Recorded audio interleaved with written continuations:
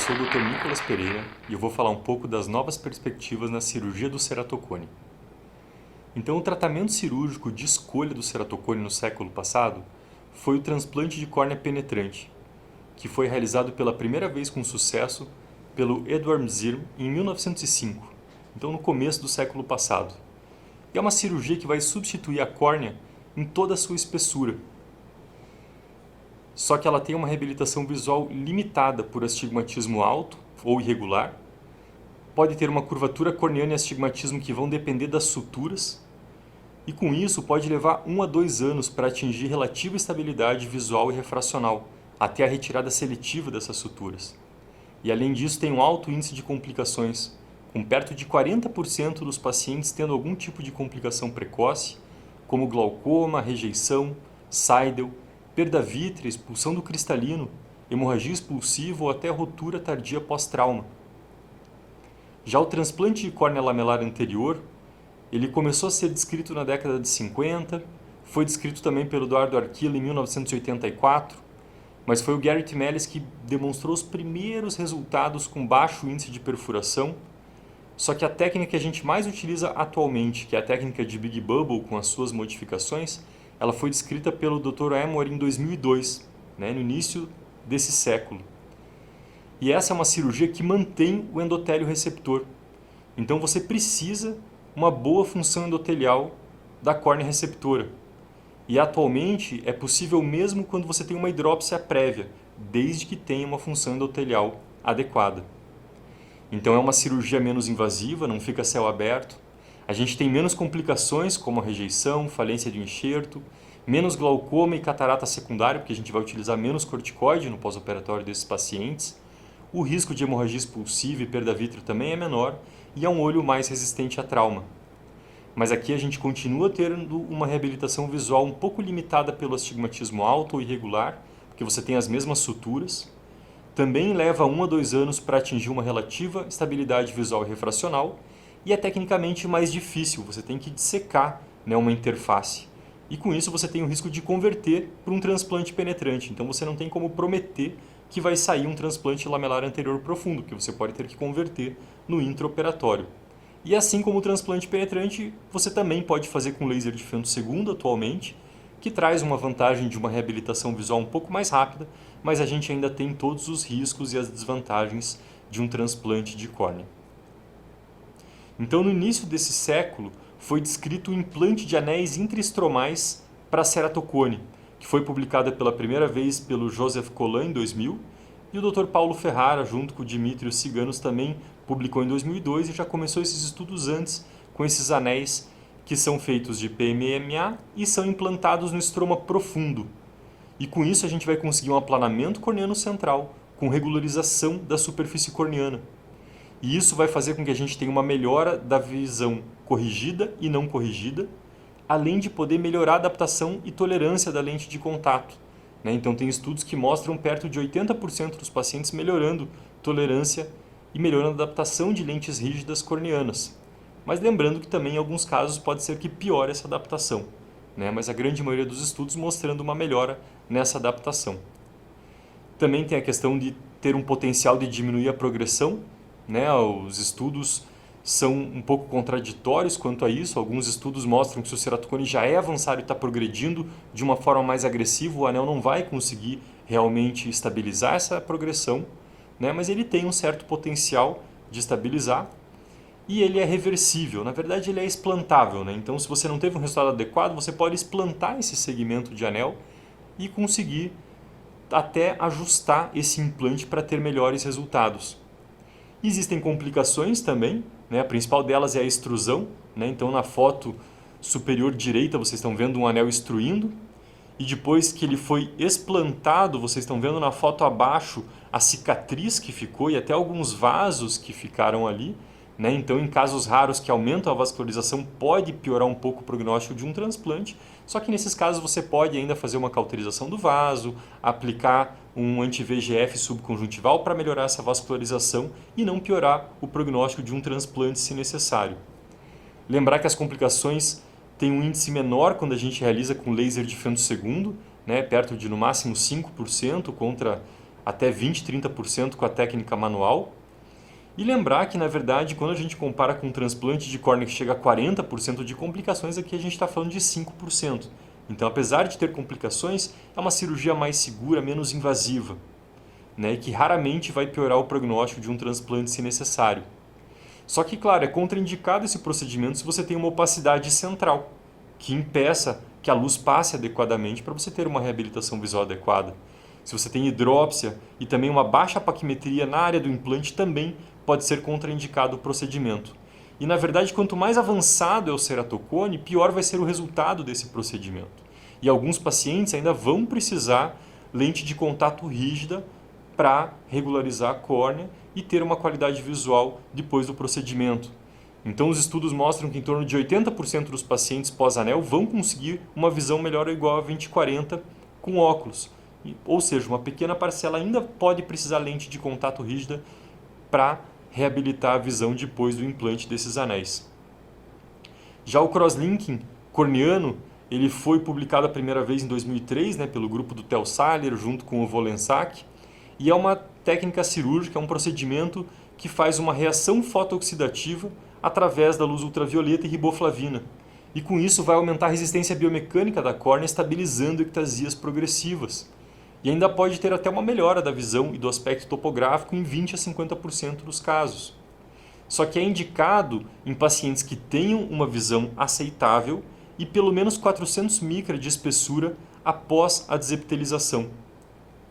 Lembrando que, claro, que é um procedimento cirúrgico e também podem ter complicações.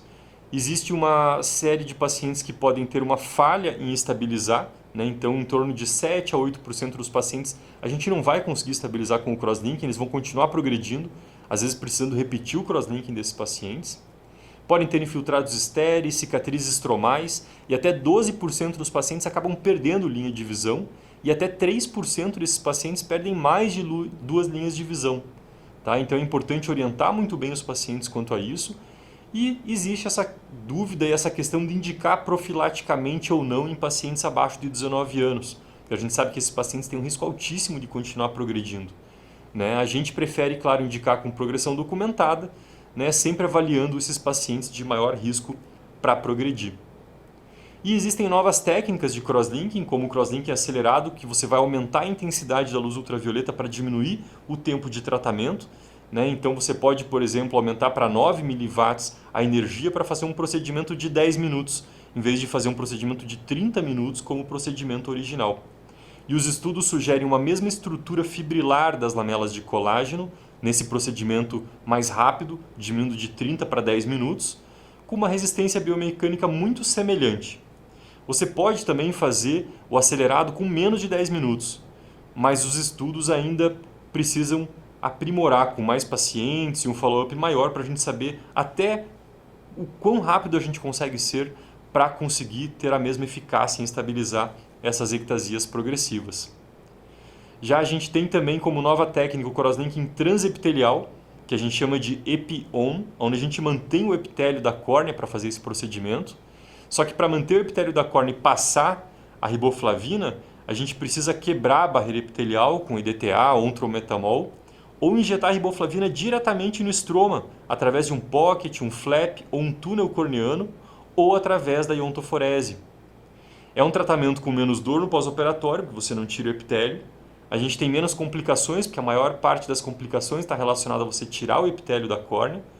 Só que os estudos têm se mostrado ser um tratamento um pouco menos efetivo, com uma perda da estabilização após 12 meses em alguns pacientes e até 50% dos pacientes precisando um crosslinking epi-off depois para conseguir estabilizar.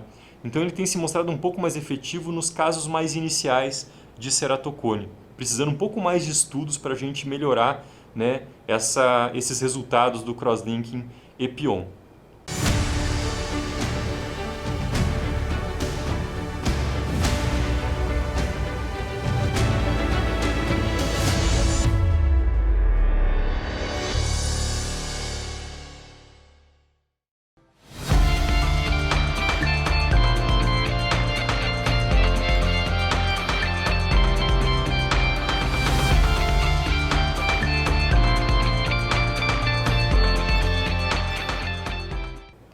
E a gente tem também as novas técnicas de crosslinking para córneas finas, né? Então a mais utilizada e a mais publicada é a riboflavina hiposmolar. Então você faz um crosslinking utilizando uma riboflavina hiposmolar de 200 miliosmóis para conseguir edemaciar aquela córnea que está muito fina e fazer com que ela chegue nos 400 micrômetros para você poder realizar o crosslinking com maior segurança e ter menos chance de, por exemplo, descompensar o endotélio dessa córnea. Daí existem outras técnicas, né? Então o Epion, como eu falei, é uma técnica que também pode ser utilizada para córneas mais finas, porque mantendo o epitélio você ganha aí 50 micra de segurança a mais, só que como eu falei, é mais efetivo nos ceratocones mais iniciais. Você pode fazer um crosslink associado a uma lente de contato para ganhar essa espessura. Você pode fazer uma desepitelização customizada, não tirando o epitélio só na área mais fina. E também o crosslink individualizado, que você vai fazer uma modulação da energia do crosslinking de acordo com a espessura corneana, só que a gente ainda não sabe qual que é o limite com que esse crosslinking seria efetivo.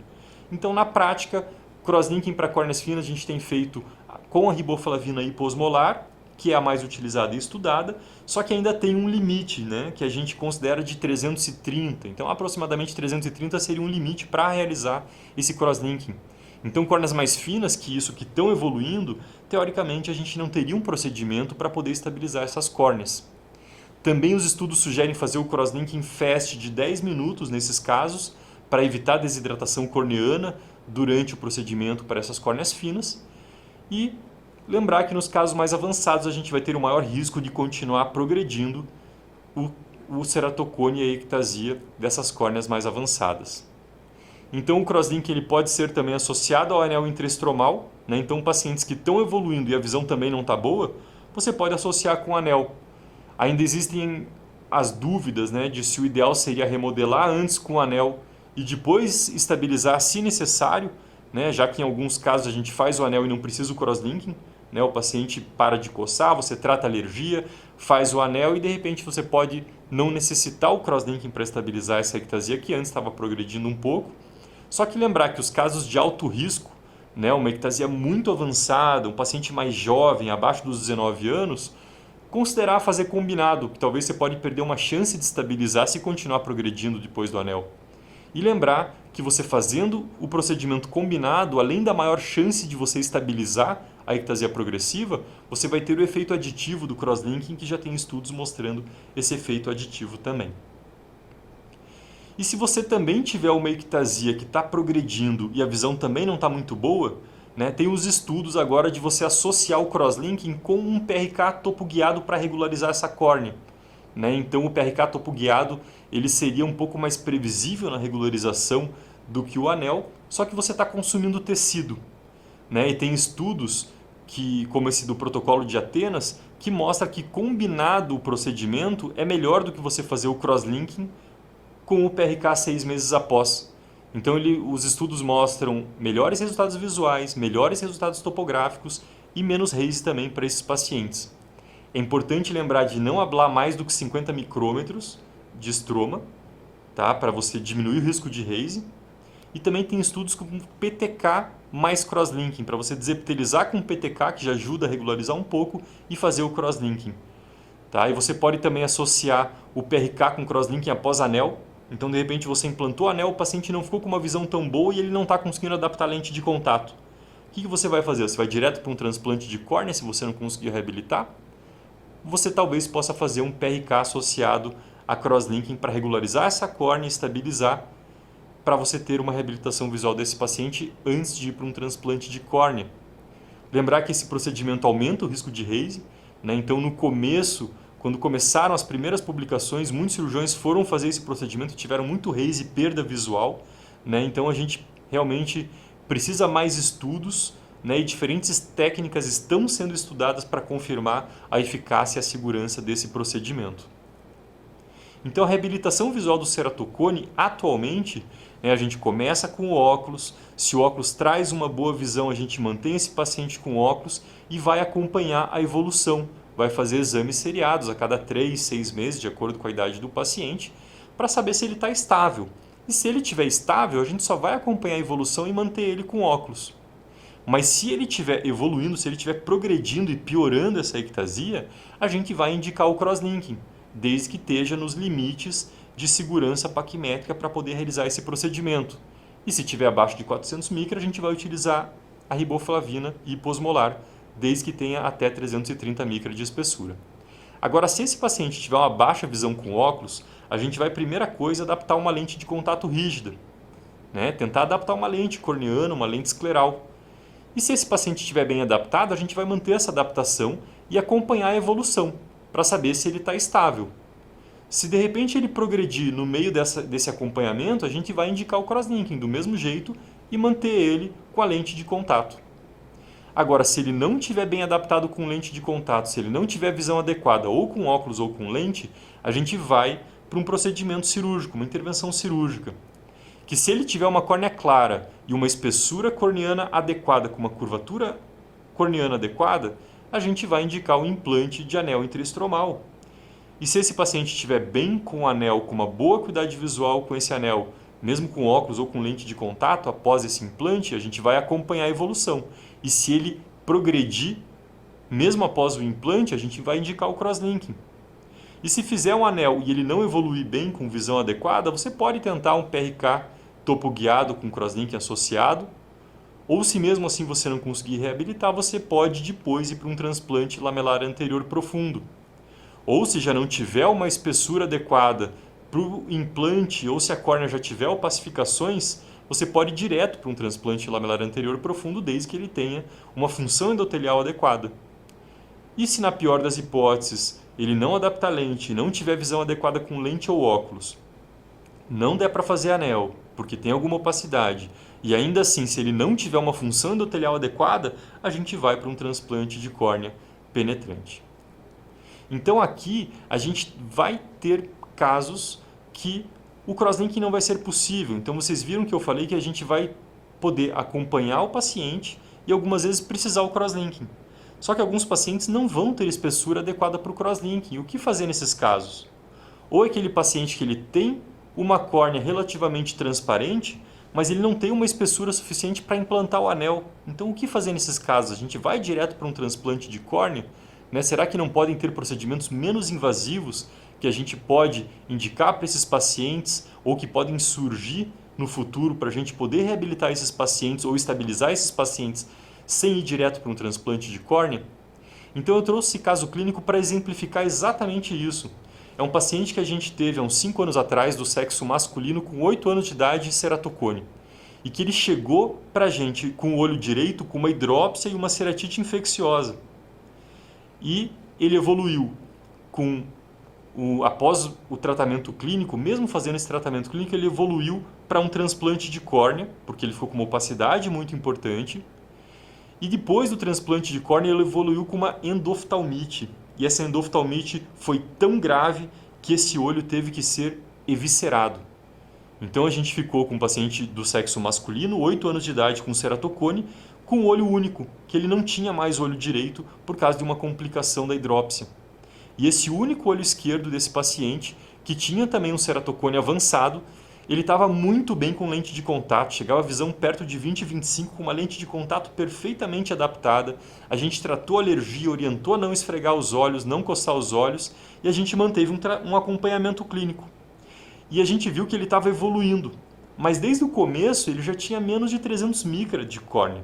Ele tinha 250 micra de córnea. E com isso a gente não tinha nenhuma técnica cirúrgica para oferecer naquela época para estabilizar essa ectasia progressiva.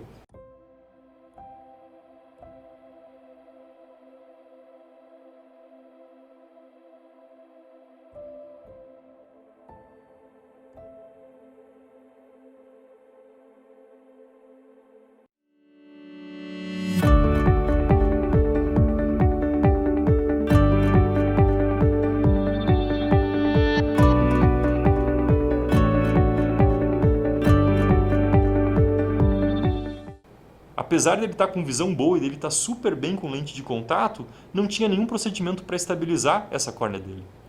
E nesse acompanhamento clínico ele evoluiu com hidrópsia desse olho único dele.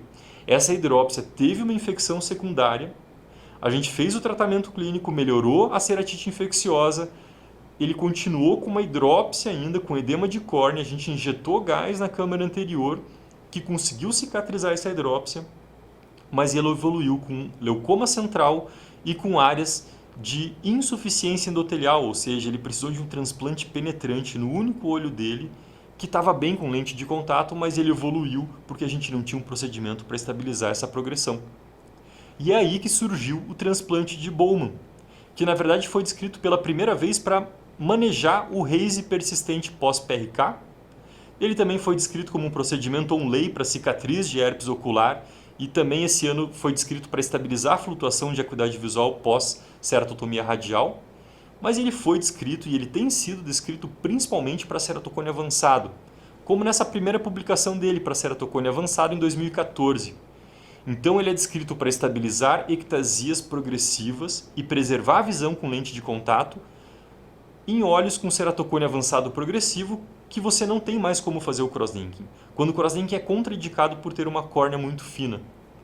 Então a técnica cirúrgica primeiramente descrita foi uma confecção de um túnel e de um pocket, de uma bolsa interestromal, dissecada manualmente, como vocês estão vendo nessas imagens, começando pela imagem superior esquerda, o início da confecção do túnel, e você disseca toda a córnea em sua extensão, como vocês estão vendo nas imagens acima, e depois você implanta um enxerto de camada de Bowman nesse pocket que foi dissecado previamente. Então vocês estão vendo nas imagens de baixo, implantando um enxerto da camada de Bowman, que também foi descrito manualmente a dissecção. Tá? Então toda a dissecção é realizada manualmente, tanto da córnea receptora quanto do enxerto nessa técnica original.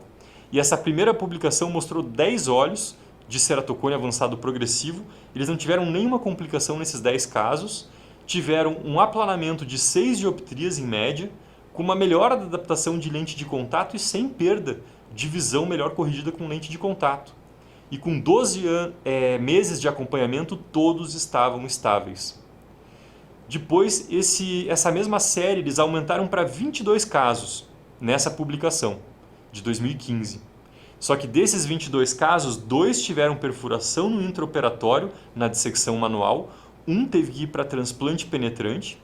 Então eles só tiveram 20 olhos analisados. E esses 20 olhos tiveram acompanhamento médio de 20 meses. E desses 2 olhos tiveram progressão. Tá? Então eles tiveram aí uma taxa de sucesso de 90% nesse primeiro acompanhamento. E depois o mesmo grupo publicou essa mesma série com acompanhamento até de 5 anos de pós-operatório. Então eles tiveram 17 olhos que tiveram 5 anos de acompanhamento, não tiveram diferença na qualidade visual corrigida com óculos ou lente de contato entre 1 e 5 anos de pós-operatório. A taxa de sucesso estimada em 5 anos foi de 84%, porque 2 casos progrediram e um teve uma hidrópsia com 4 anos e meio de pós-operatório. Mas o que é interessante é que mesmo esses casos que eles consideraram que evoluíram, nenhum deles precisou transplante de córnea para reabilitar. Eles só precisaram readaptar a lente de contato. Tá? Então isso foi bem interessante desse estudo com 5 anos de follow-up. E depois o mesmo grupo publicou essa série de casos com 7 anos de acompanhamento, que não mostrou também diferença na qualidade visual, só que aqui eles tiveram 2 hidrópsias a mais nesse aumento de acompanhamento do follow-up. E eles também publicaram, esse mesmo grupo publicou o preparo do enxerto, como que é feito manualmente, e eles consideraram um procedimento muito desafiador, com 30% de perda de tecido durante o preparo. E conversando com eles e eu fazendo a técnica manual, a gente viu que é em torno de 1 hora para você preparar o enxerto. Então imagine que você leva em torno de 1 hora para preparar o enxerto manualmente, e às vezes você pode estar no final do teu preparo e rasgar esse enxerto e perder essa córnea doada e ter que começar tudo de novo. Então você precisa muita paciência e uma técnica cirúrgica muito precisa para preparar o enxerto manualmente.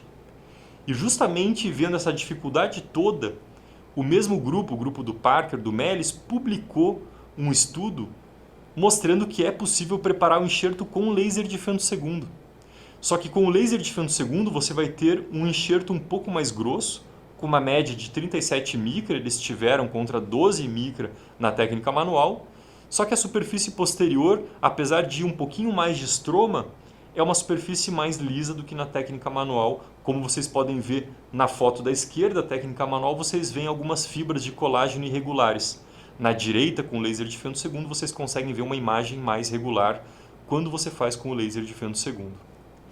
Então aqui vocês estão vendo um vídeo de uma técnica cirúrgica totalmente realizada com laser de femtosegundo. Então vocês estão vendo agora o preparo do enxerto com o laser de femtosegundo. Aí a gente está separando, né, a lamela da camada de Bowman, agora preparando o receptor com laser.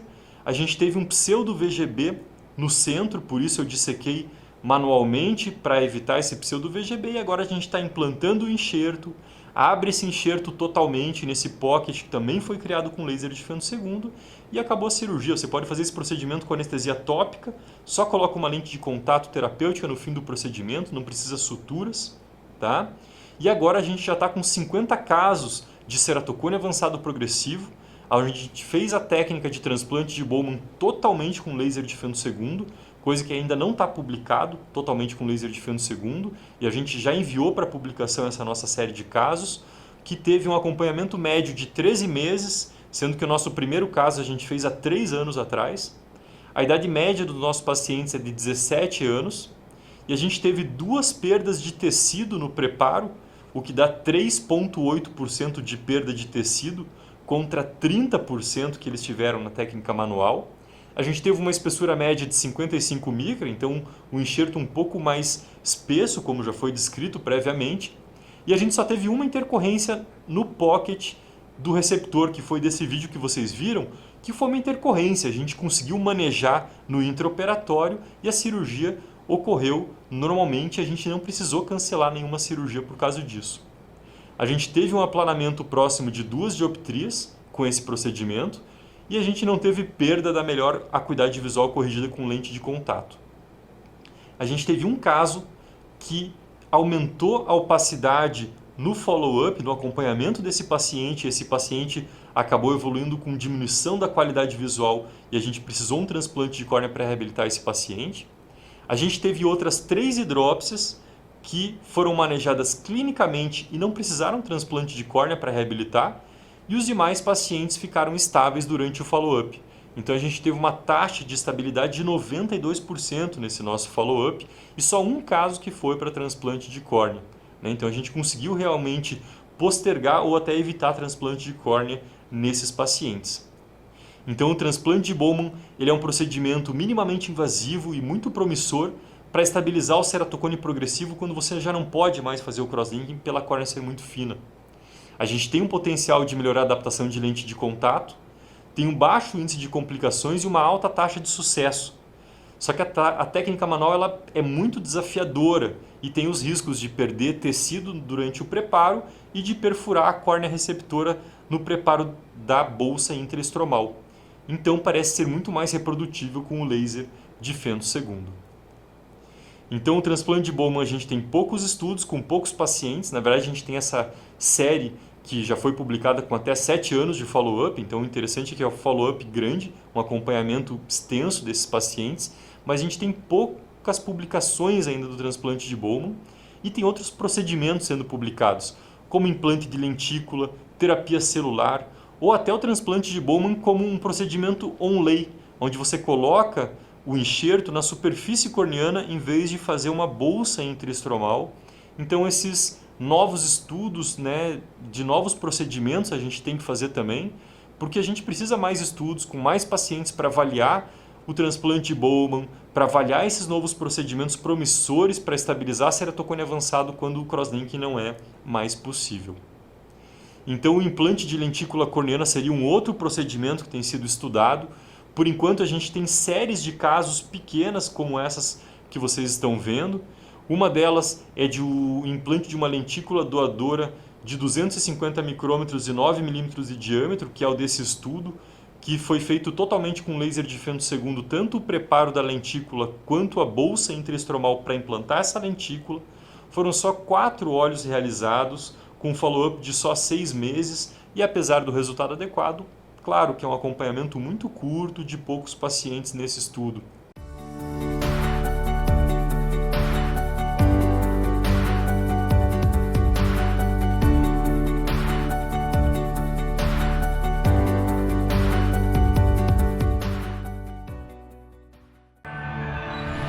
OneFit Med, Es un lente escleral delgado hecho a la medida que le permite a usted personalizar el diseño para cada ojo, logrando una oxigenación adecuada a la córnea y a las células madre.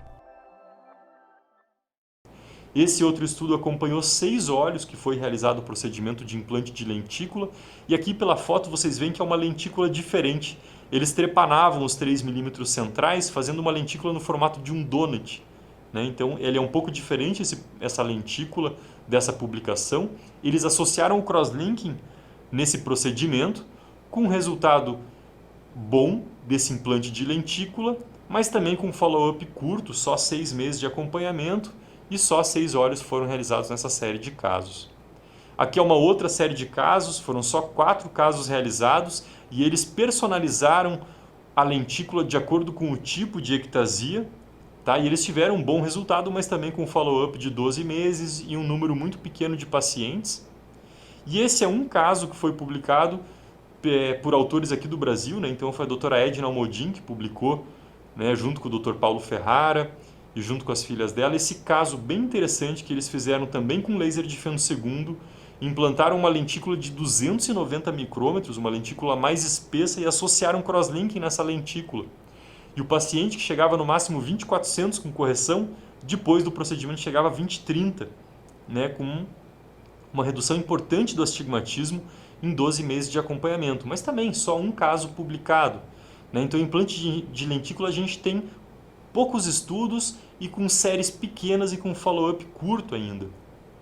Existe também um outro procedimento que é chamado de anel intraestromal halogênico, que nada mais é do que você fabricar um anel intraestromal de tecido corneano, tá? E com isso você vai retirar o epitélio e endotélio da córnea doada, trepanar com uma dupla lâmina para formar esse anel de tecido corneano e implantar num túnel intraestromal que é realizado com laser de femtosegundo, e você associa o crosslinking ainda a esse procedimento, né? Na publicação eles associaram ao crosslinking, mas talvez você pudesse até nem associar o crosslinking nesse procedimento. E nessa primeira publicação que foi feita pelo pessoal, pelo grupo da Susan Jacob, eles fizeram 24 olhos com ceratocone leve a avançado, de grau 1 a 4, com uma melhora significativa da qualidade visual e também do aspecto topográfico após o implante. Nenhum paciente apresentou progressão com 6 a 18 meses de follow-up e nenhuma complicação, tá? Então talvez na verdade esse procedimento fosse mais interessante para os casos mais avançados de ceratocone, onde o anel começa a ter risco maior de extrusão, né? Talvez com um tecido halogênico esse risco vai ser menor, né? Então realmente um procedimento bem interessante que está sendo estudado também. E aqui é um outro procedimento chamado de remodelamento corneano, tá? Foi descrito aí pelo César Carriazo junto com a Maria José Consentino. A ideia é realizar uma ceratectomia em crescente, que ela tem sido personalizada por eles de acordo com o tipo de ectasia, e depois é realizada uma sutura para regularizar a córnea. Você pode fazer essa ceratectomia com excimer laser, eles publicaram 3 olhos com excimer laser, ou com laser de femtosegundo, que é o que esse grupo está acreditando mais nesse procedimento. E eles publicaram 69 olhos realizando essa ceratectomia, esse remodelamento com laser de femtosegundo. Então, como vocês veem na foto do lado esquerdo, foi logo após a aplicação do laser de femtosegundo. Na segunda foto, vocês veem ele retirando, né, aquele fino tecido da ceratectomia em crescente, e depois você sutura a área que foi feita a ceratectomia, até vocês verem a foto mais da direita, que é o pós-operatório mais tardio do procedimento, com as suturas, né, em posição. Então eles publicaram melhora da acuidade visual não corrigida, melhora da acuidade visual corrigida e melhora das aberrações. Mas possivelmente a gente vai ter as mesmas desvantagens do transplante de córnea em relação à sutura e superfície ocular. Por quê?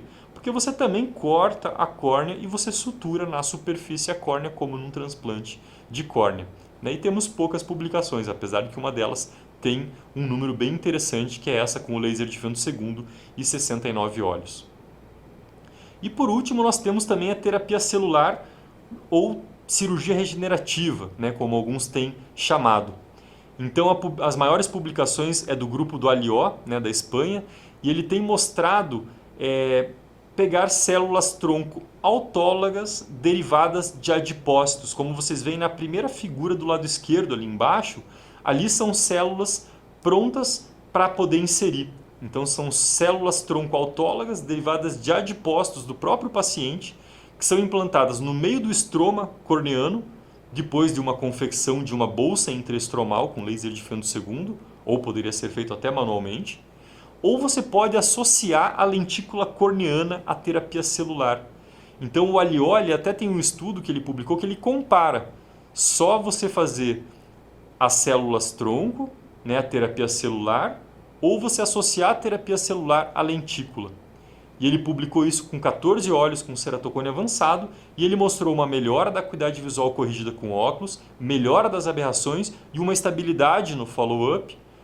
E ele parece mostrar melhores resultados com a lentícula associada, mas claro que são estudos iniciais, temos poucos pacientes, então aqui é mais um procedimento promissor, né, no ceratocone, só que a gente precisa mais estudos para avaliar a sua segurança e eficácia. E nas imagens do lado direito vocês conseguem ver o pós-operatório de lentícula associada à terapia celular e mais para a direita um caso só de terapia celular sem lentícula para ceratocone avançado. E se nenhum desses procedimentos menos invasivos for possível, mesmo esses procedimentos que estão por vir, e você realmente precisar um transplante de córnea para reabilitar esse paciente, existem novas perspectivas para o transplante de córnea. Né? Como você utilizar a matriz de colágeno como enxerto ou um tecido corneano que é feito através de impressora 3D. E com isso até diminuir a necessidade de doadores e fila de espera de tecido, como a gente está encontrando na dificuldade da pandemia atualmente. Tá? Então atualmente nós temos disponível procedimentos minimamente invasivos como o anel intraestromal, o crosslinking corneano. Esses procedimentos podem postergar ou até evitar um transplante de córnea. E esses procedimentos que nós temos atualmente, como o anel e o crosslinking, eles estão em evolução, melhorando os resultados cada vez mais e possibilitando esses procedimentos em casos mais avançados. Só que ainda existem limitações, não sendo indicado quando você tem um caso muito avançado de ceratocone. E esses novos procedimentos promissores para estabilizar ou melhorar a visão dos pacientes com ceratocone avançado e progressivo, que você não tem mais indicação de crosslinking e anel, estão sendo desenvolvidos. Então o transplante de Bowman tem uma série publicada já com maior follow-up, com maior acompanhamento, até 7 anos, e já está começando a ser utilizada por alguns cirurgiões. Nós temos o nosso estudo que foi agora para publicação com um N um pouco maior, 50 casos, e a gente tem intenção de acompanhar por mais tempo. E a gente espera que tenham mais estudos para verificar a eficácia desse novo procedimento. E precisam muito mais estudos, não só para o transplante de Bowman, mas para definir indicação. Né? Quando você tem uma ectasia progressiva que não dá mais para fazer crosslinking, o que é ideal? Será que seria o transplante de Bowman, o implante de lentícula? Será que vai precisar associar o crosslinking realmente? Ou quando que vai precisar associar o crosslinking? E a associação de terapia celular? Quando vai ter que associar a terapia celular nesses casos? Então, estudos são necessários para definir tudo isso. E quando você precisar, por exemplo, remodelar a córnea de uma ectasia de um ceratocone avançado que está com visão ruim e não adapta mais lente de contato.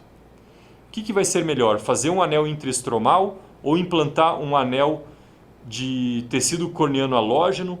Ou, de repente, aquela cirurgia de remodelamento corneano? Quando que vai ser indicado cada um desses procedimentos? Então a gente tem muito ainda para estudar desses novos procedimentos, mas existem novas perspectivas que são muito promissoras na cirurgia do ceratocone. Opções menos invasivas do que o transplante de córnea penetrante, o transplante lamelar profundo. E apesar de ter poucos casos na literatura, eles são muito promissores, só que mais estudos com maior follow-up são necessários para avaliar as indicações, eficácia e segurança desses novos procedimentos na cirurgia do ceratocone. Obrigado a todos pela atenção.